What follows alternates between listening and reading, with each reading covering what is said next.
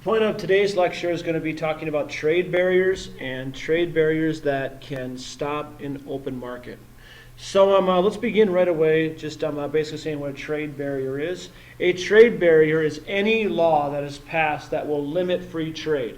Basically, that will stop trade going from one country to another. And so we've talked about the open market, the advantages of trade. Trade barriers would stop this. So let's first take a look at what quotas are. A quota is something that can limit the amount of a product that can be imported. So basically a quota would say something like if, for example, if in China they're making a whole lot of textile products. So China makes a ton of textile products like our shirts, garments, etc. Now in America, we used to have large textile industries. We really don't anymore. But there used to be textile industries. So America might say something like, all right, we're going to limit the number of textiles, shirts, etc., that come in from China. And we're going to stop the number to protect our producers here. So basically that our producers here will be able to keep their jobs. That would be a quota. It would be stopping the number of goods that can come in from a foreign country. You put like a number on them. You say we're only going to import $1 million worth. And then after that, we are done. It probably won't be $1 million, probably more like $1 billion worth. So that would be a quota. So the U.S. actually had had quotas on textile imports from China all the way until 2005.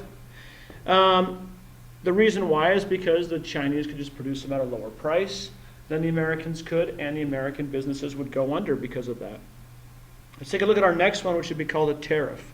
A tariff would be a fee that's charged on a good brought into a country. So in this case, let's say we have a foreign product like Toyota or Honda, Japanese cars, and they come into America. So what a tariff would do is, number one, all foreign goods have a small tax put on them, but it's usually a pretty small tax, like a 1% or even less than that. So what a tariff would do is a tariff might put like a 5% tax on it, a 10% tax, a large tax on the item. And what that would do is that would increase the price. So what a tariff would do, it would do two things. Number one, it makes the foreign good more expensive. And then comparatively, that makes the domestic product or the American product would then have a favorable price. For example, if you were trying to decide between a Toyota car and a Ford car, if you put a large tariff on the Toyota car, it's now going to be more expensive. So let's say the Toyota car was going to cost about $15,000. And let's put a large tariff on it. Let's put a $3,000 tariff on it. That'd be a huge tariff. Would be put on that car. It would now cost $18,000. And let's say the comparable Ford car cost $16,500. Without the tariff, the $15,000 Toyota car should be cheaper. But with the tariff, now the Ford, the American car, is cheaper, the Toyota is more expensive, more consumers are going to choose the cheaper good. What happens with the tariff money? That goes to the U.S. government. It could just go straight to Uncle Sam to the U.S. government. Some people who like tariffs think that maybe it should be put into like putting money towards building the American auto industry so they can compete better, for example, or putting into the domestic industry, in our case, obviously, the American industry. All right, so tariff is the most common, and protective tariffs are the ones I'm talking about. Those would be the taxes that would be put on the imported good, and it helps domestic producers compete in the home country. All right, now let's take a look at embargoes. And an embargo is a law that cuts off all trade from a specific country. So it says we will not trade anything with you, or you cannot trade any of your stuff in our country. And there's been an embargo in the United States on Cuba for quite some time, since about 1960. So 1960, the U.S. has had an embargo with Cuba, which means Cuba cannot sell any of their goods over here, and we can't sell any of our goods in Cuba.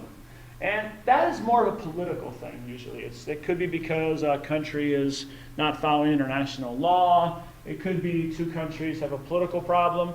In the case of the United States and Cuba, Castro set up a communist country 90 miles within the United States. Many people in the United States did not like that. and their fear of the spread of communism, the embargo was put on, and it's passed ever since then. So it's been about 54 years that we've had this embargo on Cuba. And, well, Castro's still in power, but the embargo is still going on.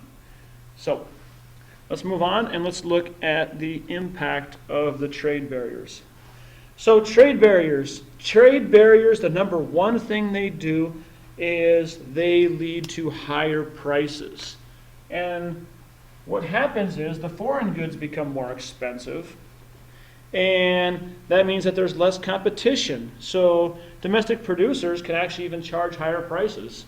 In the example that I gave with the cars, the Toyota and the American car, we have the $18,000 Toyota car with a $3,000 tariff.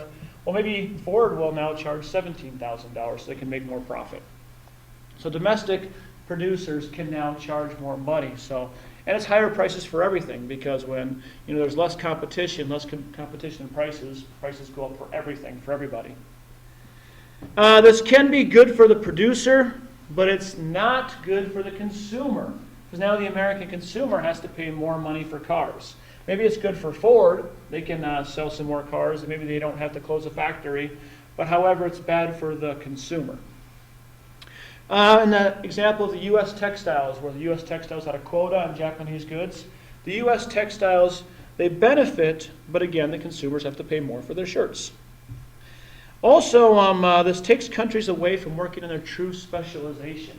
Most economists would say that, if you can't compete on the open market, if you don't have a comparative advantage in a product, you should probably do something else. You should make something else where you can get a comparative advantage over some countries. Also, what happens is, while Ford, this might help them domestically, this could hurt them internationally, and it probably would. Because if they ever want to sell a car in Japan, what's Japan going to do? If we have a tariff on their cars, they're going to put a tariff on our cars. And this can lead to something that's called a trade war. Trade wars, these happen when nations disagree on quotas or tariffs. So it could be good to put a tariff on ours, we're going to put a tariff on yours. Pretty soon costs start going up for everybody.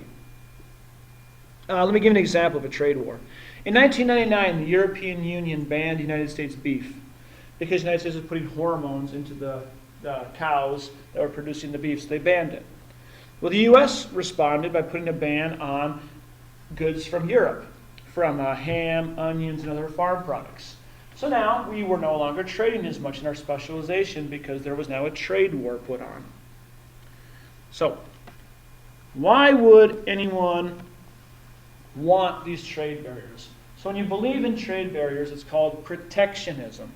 It's called protectionism. So why would someone want protectionism? Well, let's take a look at the number one argument, and that is to protect domestic jobs. To protect domestic jobs. And let's take it to Ohio. Ohio, United States, a state that's lost a lot of jobs in the past 20 years. Let's take Stark County in Ohio. Between 2000 and 2003, Stark County, Ohio lost 10% of their jobs. That's a huge hit to their economy.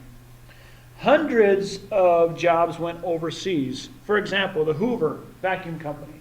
Most of their jobs went overseas. They shifted to Mexico and Asia, so the plants in Ohio closed because they saw that people in Mexico and Asia had a comparative advantage on labor. They could charge less for labor.